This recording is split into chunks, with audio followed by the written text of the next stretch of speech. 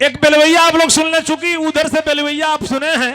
कुछ हमारे बेगूसराय बिहार से लोग, कुछ लोग बैठे हैं, चूंकि अभी बिहार में गया था छपरा में, जब खिसारी भैया चुनाव लड़ रहे थे तो हम लोग, अरे एक सुंदर नारी खोजई चलिन मरदवा,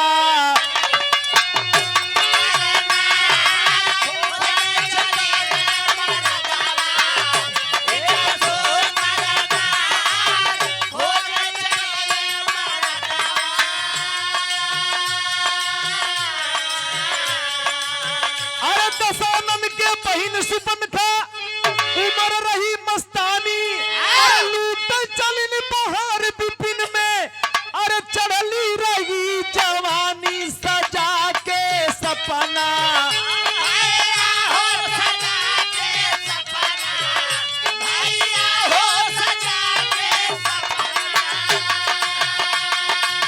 गौर करेंगे। अरे मनावा में बसा के सजना,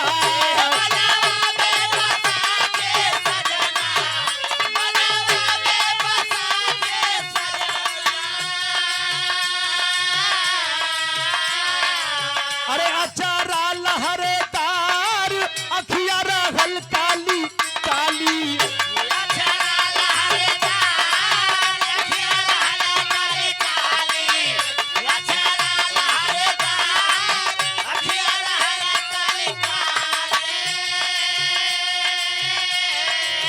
अरे कई के सिंगार चलली हाली हाली,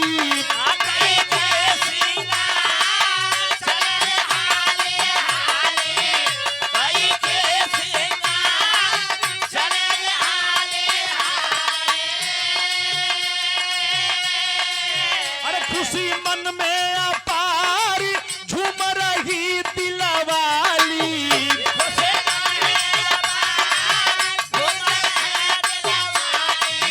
होली है।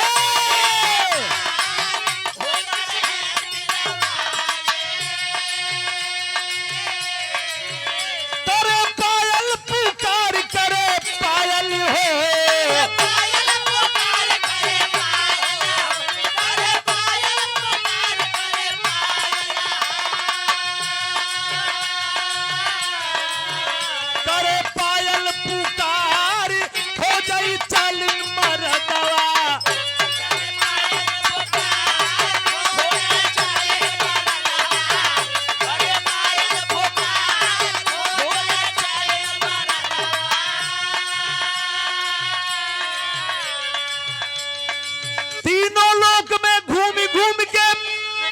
कहानी समझ ले मनीष साहब।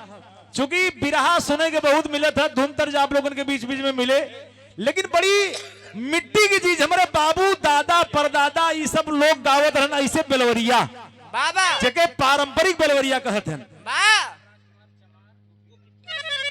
हमार बड़का भैया श्रीमान राजकुमार चमार गोपीपुर की धरती से, अरे सोतीपुर की धरती से, अरे यार सोतीपुर की माटी से भैया के बहु प्रणाम बा, मालिक आपके स्वस्थ मस्त रखें। जौने समय बाबूजी आप लोगों के प्रसंग मिले, मर्यादा पुरुषोत्तम रामचंद्र जी को परेशान करने के लिए सुपनखा चलती है। कहना है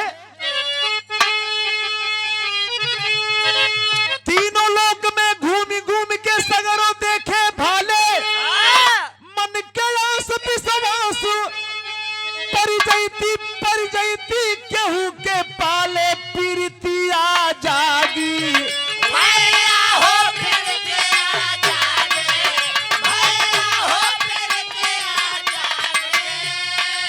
अरे वो नहीं से हो बैरागी,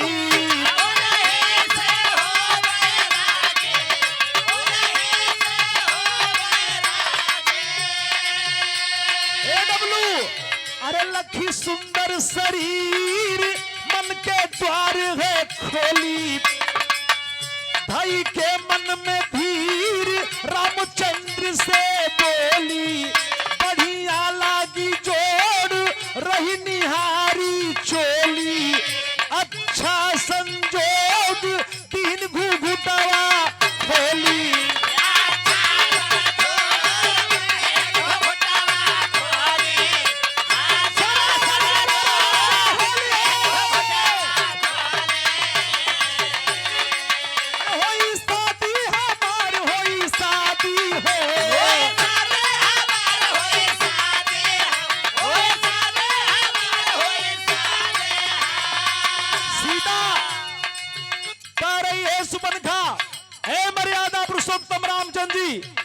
हमार तोहार बढ़िया लहान बा, हमार तोहार बिया होए। का कहत बा? होई शादी हमार होई शादी हो,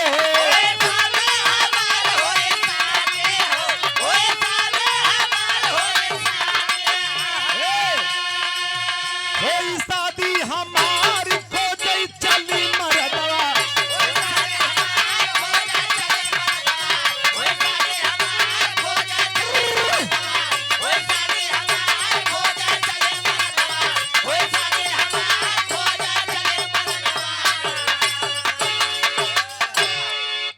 लेकिन अगली लाइन में आप लोगों से चाहूंगा, आज सामने होली है, 3-4 में होली है, तो मुझे अब आप लोगों ने गवाही दिया रुचि जी से कि एक बेलवरिया हो जाए, तो मेरे भी मूड में आया तो कुछ पारंपरिक बेलवरिया गा दूं कि लोगों को याद रहे।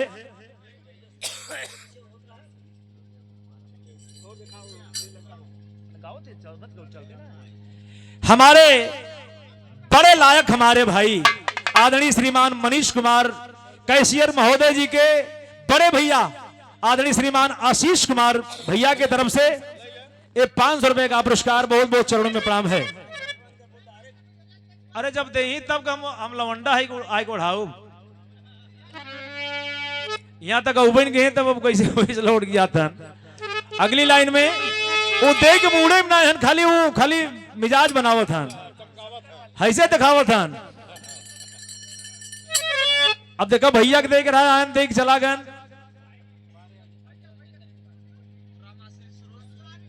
राम आसरे सरोज सोतीपुर की धरती से राम को परेशान करने लगी सुपनखा, तो राम मर्यादा पुरुषोत्तम भगवान रामचंद्र जी बचना चाहते हैं। डब्लू भैया, मर्यादा पुरुषोत्तम भगवान राम बचना चाहते हैं, लेकिन जब पहुंच जाती है पास में सुपनखा क्या करती है?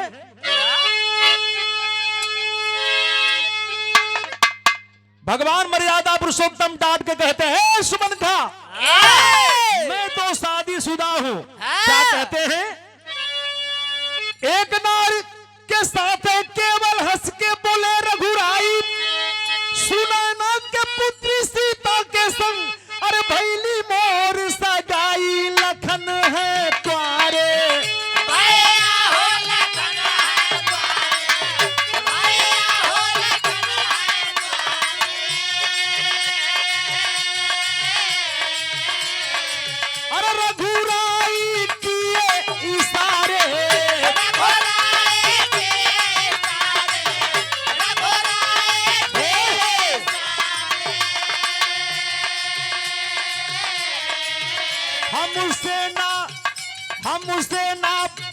हमसे न बनी काम, सुना बारी दुल्हनिया, पावन लाखन के खाम बनैले है दुल्हनिया, बनी जाई कुली काम सुन रावण के बहिनिया, मधुधारा बजाम बिन लखन के धनिया, गई राम से हार गई राम से है।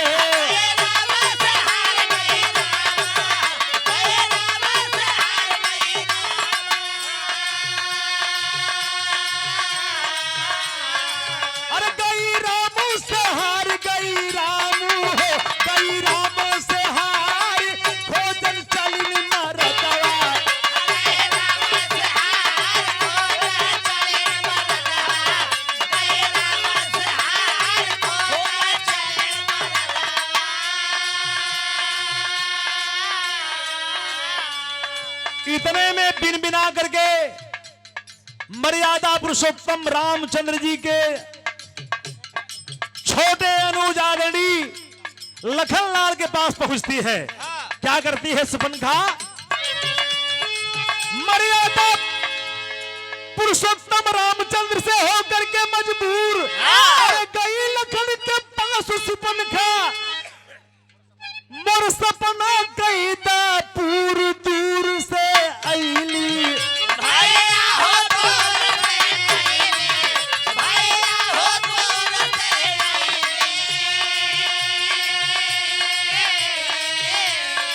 अरे अपन पतली कमर लचकवली,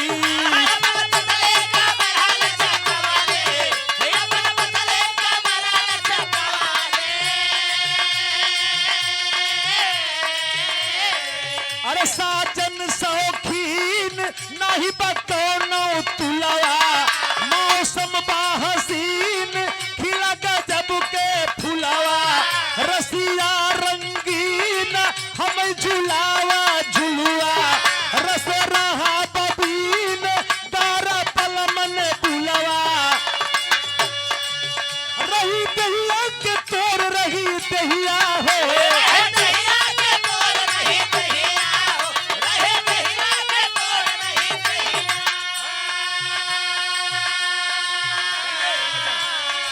अरे रही दहिया के तोड़ रही दहिया हो, रही दहिया के तोड़ खो गई चलिन मरदवा।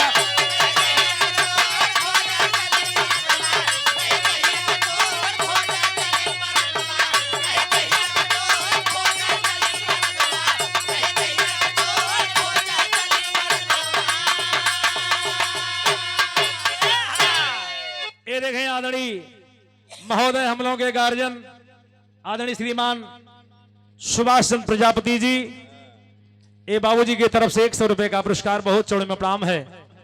भैया आवा वो देखत दे ना, ओ देत ना है तो नहु पकड़ पकड़ धई धई ताना थान। अरे यार तो पिए है मतलब लड़खड़ात है इतना, लोगन को चूतिया बनाए है और वो पैसा देथन तो वो ना देवे देता, यहाँ तक पहुंचा तो वापस चला गया। जानता है हमन कलाकार आदमी है यार। बैठा रहूंगा भाई, चला 2 मिनट में ऑपरेशन करी थे। ऑपरेशन बताए दे सही सही नशा आया कि गलत। बा आपसे ज्यादा हमारे नशा वैसे ही चढ़ जाता बिना पिए। अगली लाइन में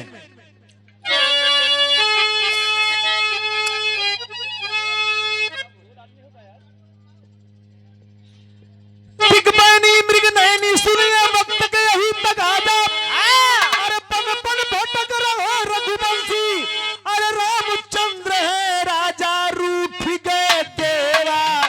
भैया हो रूठ गए देवा, भैया हो रूठ गए देवा।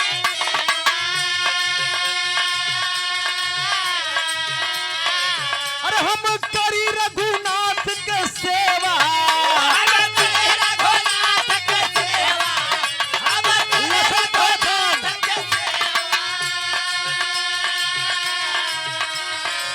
लखनलाल कह रहे हैं कि मर्यादा पुरुषोत्तम भगवान का मैं सेवक हूं और मेरे सामने ये बातें नहीं होनी चाहिए। क्या कहलन? लायु कुल में दाग, अरे लायु कुल में दाग, भूमि उपन के आवारा, तो हम शर्मा न लागी।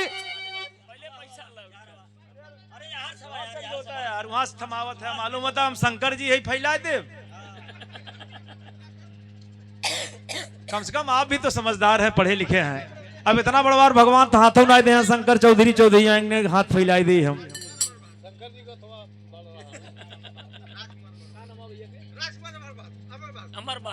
राजकुमार अमर बहादुर वाह, दोनों भैया के तरफ से सोतीपुर की धरती से हमारे कर्मानंद और हमारे मनीष भैया के गांव क्षेत्र के हैं आप। आपके तरफ से 100 रुपए का पुरस्कार। नमस्कार भैया के मालिक बने रहे। भैया हो कम पिया ज्यादा जिए, हमार कहानी बा। हाँ मतलब दिखावा जी, हाँ दिखावा कम थमावा ज्यादा। अगली लाइन में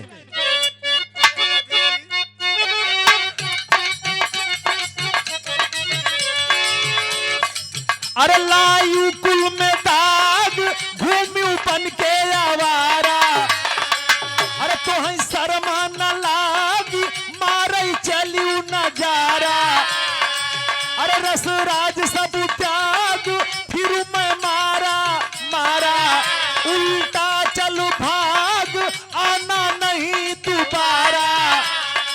अरे लखन दिया फटकार, लखन दिहले हो।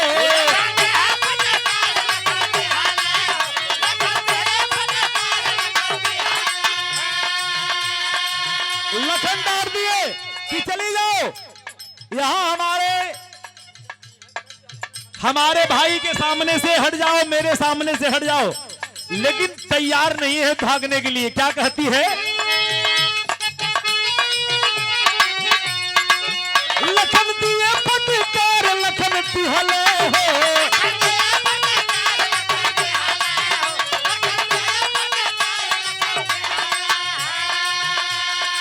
अरे लखन दिए इनकार, हो जाई चालीनी मरदवा।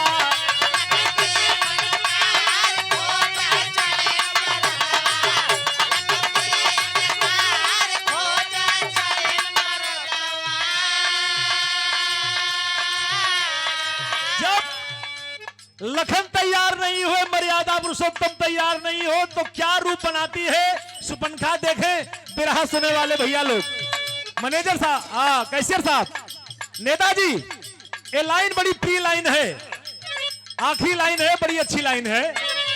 जिस समय तैयार नहीं हुए मर्यादा पुरुषोत्तम भगवान रामचंद्र जी और लखन जी, तब क्या करती है, तस्कंदर के बहिन सुमन का धरी पिकट है रूप, अरे लटपी करण चली मतवाली, अरे समझ के सुरभूप लखन डिग जाई।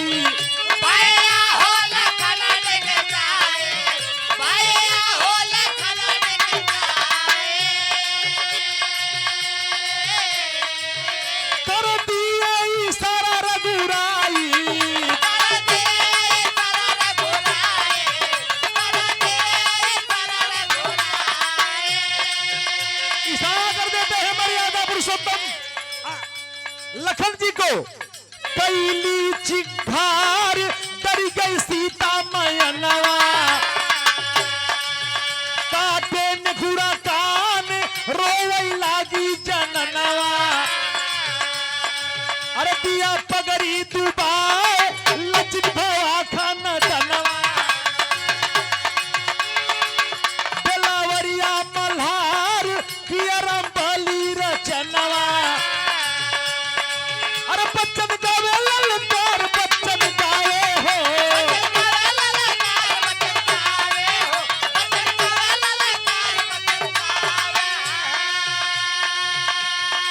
अरे बच्चन गावे ललकार खोजई चली मरद,